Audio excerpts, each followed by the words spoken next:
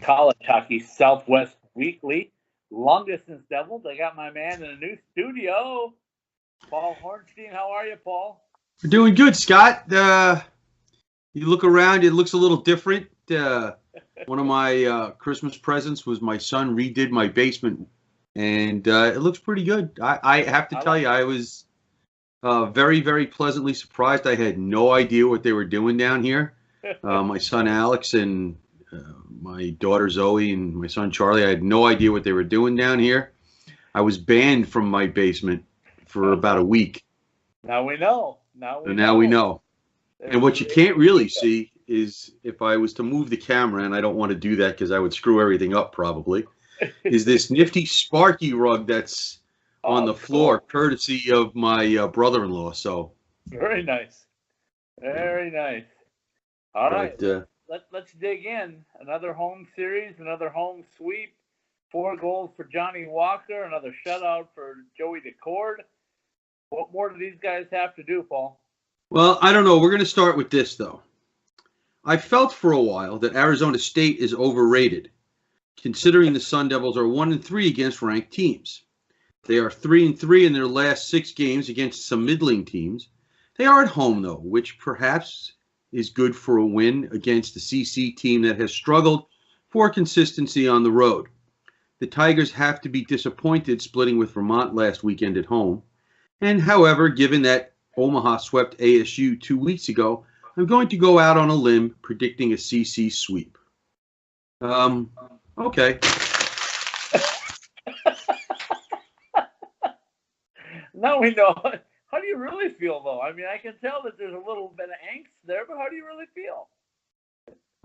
You want to predict something? Okay.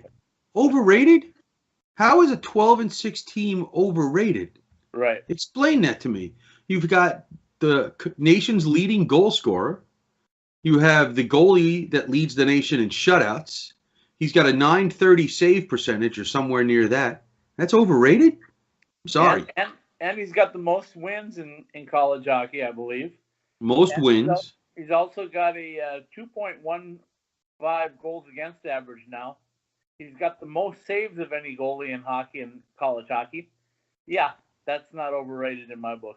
And what that tells me, and I don't come on here pretending to have seen every team, but what that tells me is that that person who wrote that has not watched 1 minute of Sun Devil hockey all year long. Absolutely. Well, And go ahead. and you want to predict a sweep? Okay. But don't start it by saying I've believed all year long that they were overrated. The only game that this team had no chance of winning was the second game against Omaha, where the goalie stood on his head, and the coaches said that's the best game they played all year. They weren't going to win that game if they'd have played 75 overtimes. Right. Okay? Yeah. They could have beaten Ohio State twice. They probably should have beaten Penn State twice. And they had a flat weekend against Omaha. Right. This team could just as easily have 18 wins. Yeah, absolutely.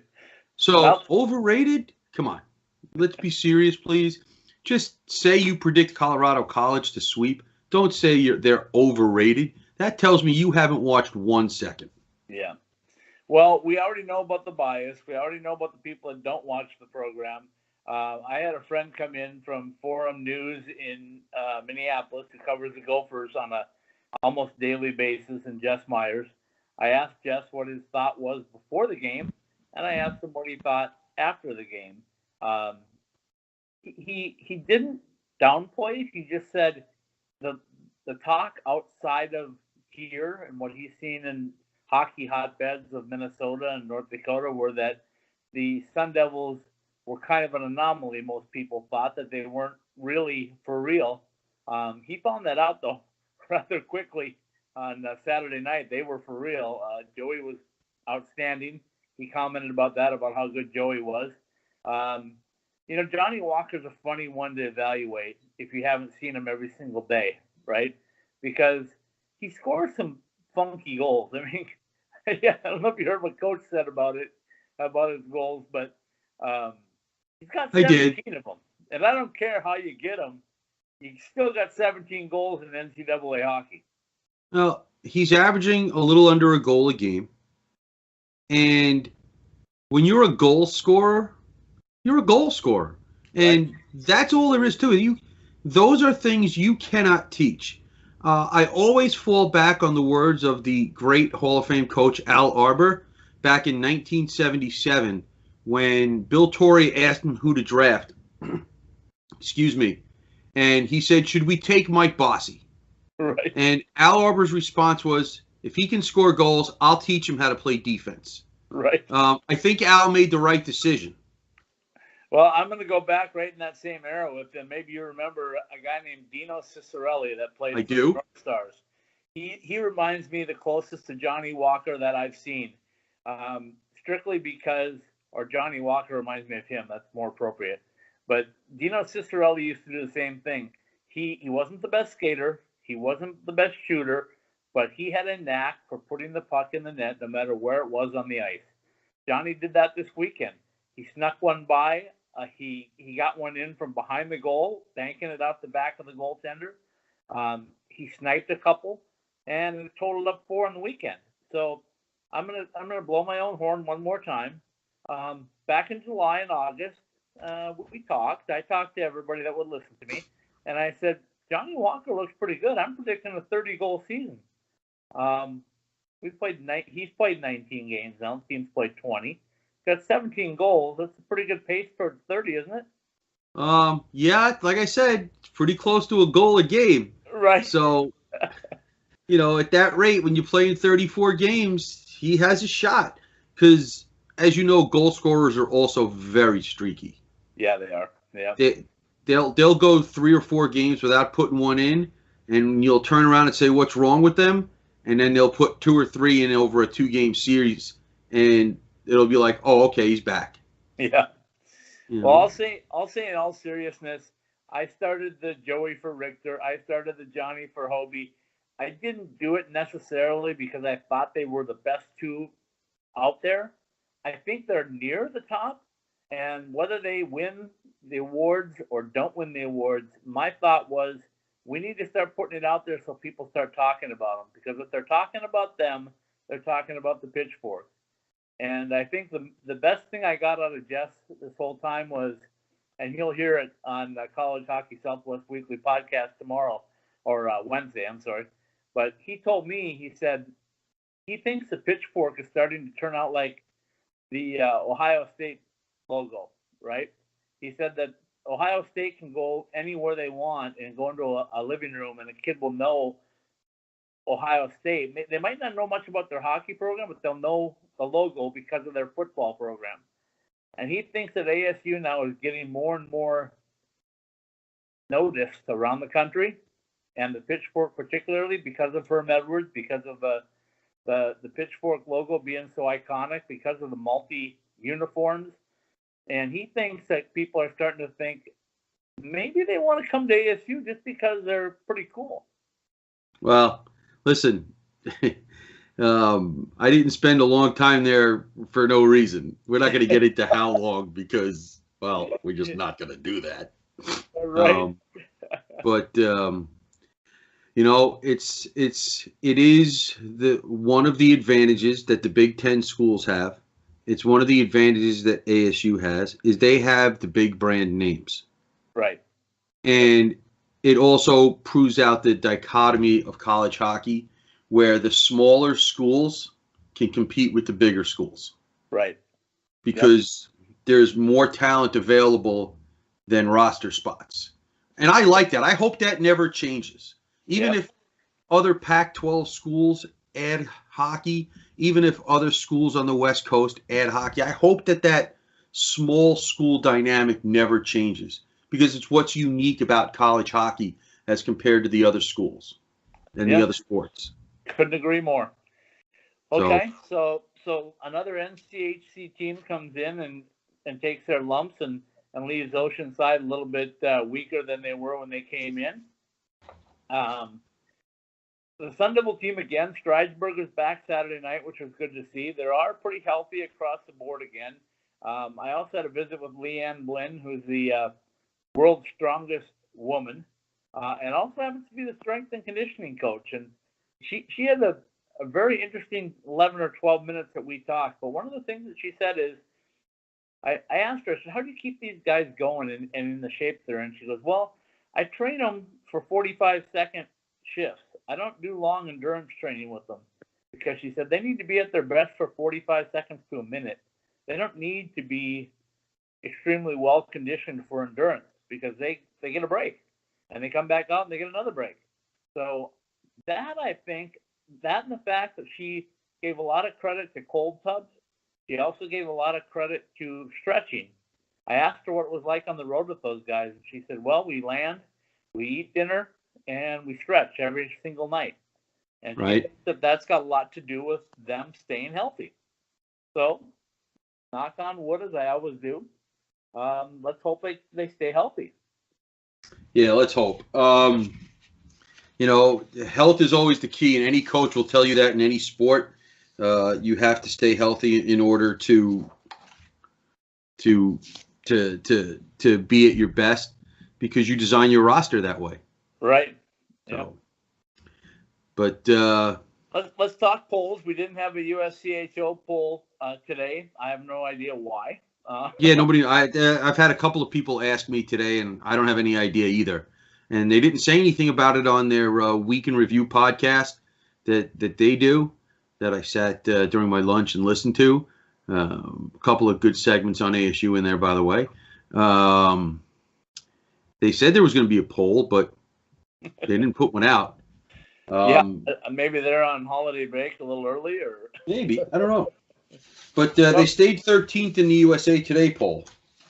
And Pairwise, which is the most important one, which is number 9. I don't know if you saw on College Hockey News, that's where I always go to see their Pairwise predictor, and they've got the cut line in there now at 16. Top Right. 16 teams. They're, obviously that's not the way it's going to go, because you got to have your conference champions, and upsets could happen along the way. But they keep the cut line in at 16, and that, as we look right now, the Sun Devils are comfortably within that range. Right. They got to keep building wins. I think they will keep building wins. I mean, these guys just they don't know how to lose. They just don't want to lose ever at anything, and it's proven itself on the ice right now. Well, here was the good thing about this weekend, besides the obvious, besides Johnny getting back on the goal scoring beam, another shutout for Joey Decord. They got, especially on Saturday, secondary scoring. Right. They got some scoring from other people besides Johnny Walker's line, whatever line he happens to be on. They got a couple of goals from Josh Maniscalco. And PJ Morocco and Austin Lemieux had a good night on Saturday night. They need to get the secondary scoring, especially as they get closer and closer to the end of the season. Yeah. And that's what's going to help keep them where they are. That's going to help them get to that 22. I heard PJ in the post game conference. Somebody asked him about scoring more goals now, and he told him that he talks to Johnny Walker a lot. And Coach rolled his eyes, and then PJ said, "Johnny told me if I get 10 shots a game, I'm going to score some goals." And Coach is kind of rolling his eyes in his head, I think, going like, "Oh boy, I don't know if I want you shooting the puck 10 times every single game," but that's Johnny being Johnny, right? Yeah. Are you sure that PJ's the one doing the talking? Yeah, exactly. I think he did a lot of listening to Johnny Walker. Well, and you know what? As a freshman, he should. He should be listening to a lot of those guys. Once again, another good weekend for the penalty kill. Oh, it was outstanding, Paul. In person, it was outstanding. I mean, they were 0 for 8. Colorado College was 0 for 8 on Friday and 1 for 3. So for a total of 1 for 11 over the weekend, if I'm reading the box score correctly. And I could be misreading it, but I don't think so. 1 for 11, that's less than 10% conversion. Yeah. You keep that up, you're going to win a lot of hockey games. Yeah. Forget the power play goals. If you prevent the other team from getting power play goals, you're going to win a lot of hockey games. And that's just fact. It doesn't matter what level you're talking about. Whether you're talking about college, the NHL, juniors, high school, whatever level you're talking about. If you kill penalties, you're going to win a lot of games. And you know what? These guys took a lot of penalties, and I know Coach wasn't happy with the amount of penalties they took, but that group, I mean, he's got 4 top killers in Steen Passionate and Dom Garcia and Anthony Croston and Dylan Holman. Those 4 might be the best I've ever seen as a group in college hockey. I mean, they are just all over the ice, and they're cutting down passing lanes, and then you have a couple of defensemen that hop out there with them. It doesn't matter who they are. They block shots one after another. And by the way, that 0 for 8 included 60 seconds of a 2-man advantage. Yeah, exactly. As the season goes on, they've gotten better and better at blocking shots. They've gotten better at getting their sticks in the passing lanes. And I don't know what adjustment they made, but some of the issues that cropped their head in the Omaha series have disappeared. Right. So whatever the adjustments were that they made or just got the players' attention, it's working so far. I'm going to give that nod to assistant coach Mike Field. I think he does a tremendous job with that penalty kill. I mean, he works with them. Where I sit, I'm right above Mike's head. I can hear everything he's telling them, and he is coaching his rear end off every single game at home, at least. I mean, I can't tell you. I'm assuming it's the same way on the road, but where I sit right above him, I can hear him. I can hear everything he's saying, and he's making sure that they know they're supposed to be where they're supposed to be at all times. So, I mean, 14-6 after 20 games. I don't think you could as much as we said a few minutes ago that they could be 18-2 or 17-3. If I'd have told you 14-6 at the start of the season after 20, there'd be a lot of signatures at the bottom of that piece of paper. Absolutely. And I said if they could get to 15 after the Classic, which I think they can, I'm leaning very heavily to the fact that they might win this thing because you got 2 programs that are very, very good, but they're coming in shorthanded. When you come in without your head coaches and you come in one team probably missing 3 players that are going to be in the World Juniors, it's not an easy thing to do. Plus, you're coming to Arizona in January. We're talking about highs in the mid-70s. A lot of distractions, no matter how much you try not to make them distractions. Where at the same time, the Sun Devils are used to this. I mean, this is their home. This is where they're going to go out there and try to show that they deserve to be amongst the top teams in the country. I would not be shocked at all, Paul, if they sweep and win that Classic. Well, I don't think anybody would be shocked at this point if they won. Oh, I know one person. Well, yeah, one person. There probably would be some others that would be shocked if they won. But that's because you're in this with 3 quality teams. Right. And I believe you have about as solid a field of goaltenders in this tournament that you're going to find anywhere.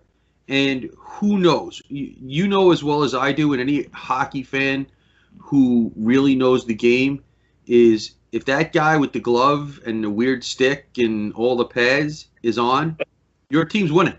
Yeah. And you can't predict that going in. Nope. Any one of these goalies could stand on their head in their next 2 games and win this tournament. Yeah, without a doubt. Speaking of goalies, Joey's got a few new things coming. I don't know if you saw his gold pads. I was trying to get my sunglasses to look at them, but I couldn't find them, so I had to turn my head. Right. I think the gold pads might make an appearance, possibly.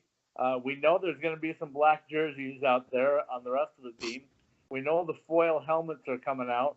We know the gold sticks are coming out for this tournament. They're going to be looking and playing like a championship team. And, confidence is a huge thing for these kids at this age. And the more confidence they get, the more strength they get on and off the ice, and it's starting to show. I think it's going to show really strong as we get into January. Well, listen, the one thing that they have going for them is, even with the record and everything else, they're still the team with nothing to lose. Right. Okay, they're still the team that's only in the 4th year of the program, and they're the only team that, like I said, doesn't have face to save in a conference and doesn't have any of those sorts of distractions, so to speak. They play every game like it's a conference game because they have to. I'm not saying there aren't disadvantages to not being in a league either, but knowing that they're not and they have to win in order to keep playing past the Minnesota games at the end of the season, every game is a conference game. Yep, absolutely. Let's talk about that. First of all, let's tell everybody again that you're coming out and joining us for our 6th podcast set at the Desert Hockey Classic. We're going to be coming at you on Wednesday, the 26th, the 27th, the 28th, and the 29th. The podcast, for people who don't know, is going to be up on iTunes very shortly. Just waiting for the final approval from iTunes. It's right now on Podbean. You can go there at College Hockey Southwest Weekly and find us. It's a lot of fun because you can listen to it anywhere. Right. Personally, I always like the visual part of it because I think when you see something, it just gives you a different depth of. You can hear somebody's voice, which is great, but you don't really know what their body language is telling you. You know, like for one thing, when you see my body language, you know, hey, the guy's overweight.